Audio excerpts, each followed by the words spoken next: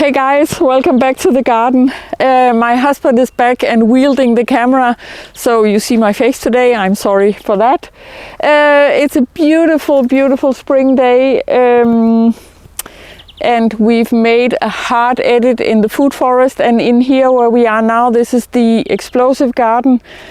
This is a lilac fence, and I think it's almost 20 years old, and we usually cut it back every 3 years or so, but it's been at least 5 years since we've done that last.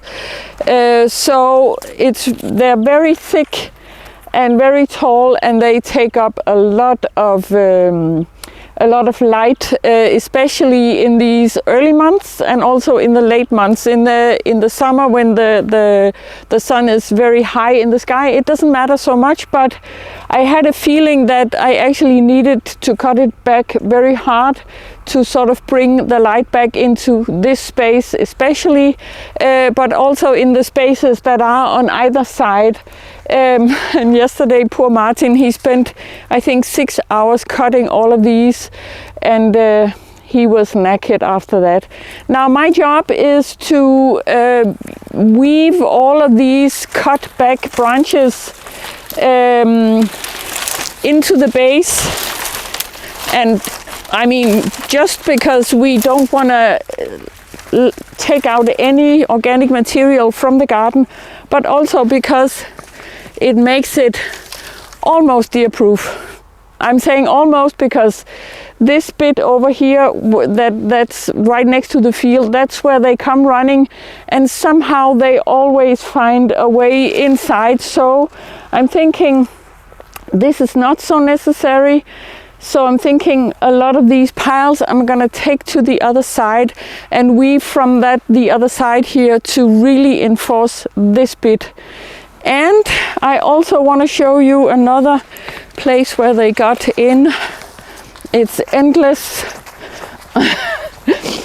And oh my God, it's so much to weave. But it feels so different in here, and I think everything sort of needed that space, reclaiming of space. What I wanted to show you is this bit here is where they come in. So I'm gonna take a lot of these branches and stack them in alternate directions and push them down and build up to make a fence here. I'm sure they'll make another pathway, but that's the way it is. So let's see, actually I wanted to correct something on the camera. Can you maybe, if we take this one on the other side. But other than that, and I'm really excited about this, it's also a hard decision, but we've made a lot of hard editing also in the food forest. So taking out whole trees and parts of trees and really trimming back. And it feels good. It's difficult to do, I think, because it's this feeling that you are hurting your babies and your husband, I think. These trees and bushes, of course, I've been taken care of for 15 years, up to 15 years, and then it's difficult to decide to take them out, I think. So I want to show you these other piles too, of all the lilacs. I'm not gonna let them grow back the same way. I'm gonna trim them, I think, every second year, much faster, much less work. But look at these, the piles of branches. I'm already tired, but it's good. It feels good, and more light coming in also in this bed, and it's really good, guys. But inside the food forest, we've taken out so much, and I think even if the garden is still naked, I mean, you can of course see the piles of firewood, but it's like just in this corner we've taken out 2/3 of this. This is a nitrogen fixer, an Elaeagnus comutata, and then we've got another nitrogen fixer here that's a pseudo acacia, and we've actually taken out 2 stems, not stems but trunks like this, and a whole tree, another pseudo acacia down in the corner to make space for the hard nut. So it's hard decisions, I think, but really good to actually, once I've had it done, then I can actually feel how everything is breathing more easily. And this is true also, perhaps not so much this part of the garden I've sort of left out. Maybe we'll have a trim next year in that one. But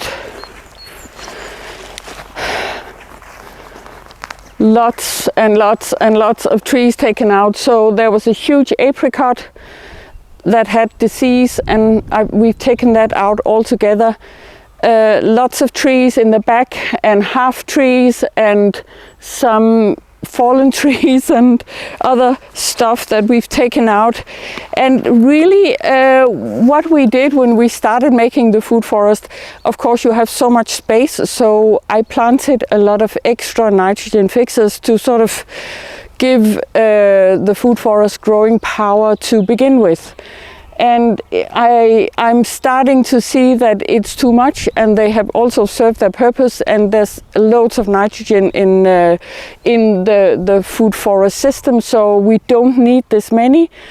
And also some of them, especially actually these Elaeagnus that I'm using all over the garden, when you trim them, they shed the nitrogen from the roots, and more nitrogen is actually available. So it's and more light is available. So I think it's a timely thing to do in the food forest when it's this dense and a teenage being like this one is, so 13, 14 years. Of course, it depends on how fast things grow, but it feels right now. So another thing I wanted to show you is actually we took out, this was the hardest one, I think. It was a really beautiful sweet almond tree, and I took it out. I had to turn my back. It was really hard.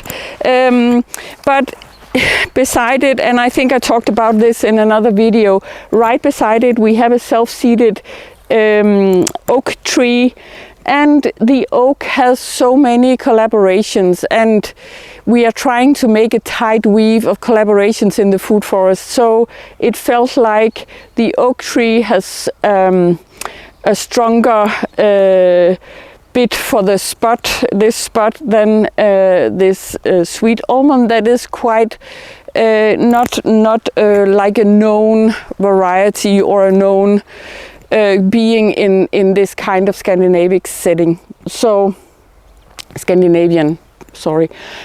So I'm thinking this will be interesting to see how this fills out the space, and it has many more collaborations than this sweet almond. And you can also see that I started cleaning up like a mad woman and I'm enjoying it because the weather is nice and I get to see everything that's growing. And it might be a bit early because we had like a slight frost this morning, and we are going to have slight, maybe a touch of frost in the evenings for the next weeks, couple of weeks maybe. But I have to do it. I can't wait because then I won't have time to do all of it. But it's nice with the spaciousness. You can see it's coming back in here. And these sea buckthorns, they are also I think it's interesting that they are this big. The trunks are amazing, and you wouldn't think it's a sea buckthorn because it's so big. But it's half of the female that fell in the fall, and we cut it back, and that's fine. Another bit of pseudo acacia in the corner have been taken down to make more space and more light. So editing is important, and I'm happy I've done it, even if it's hard. We will have lots of firewood again. It's kind of crazy actually that how much firewood we are getting from just pruning the garden. So that's what I wanted to show you today, guys. Thanks for watching, and see you later.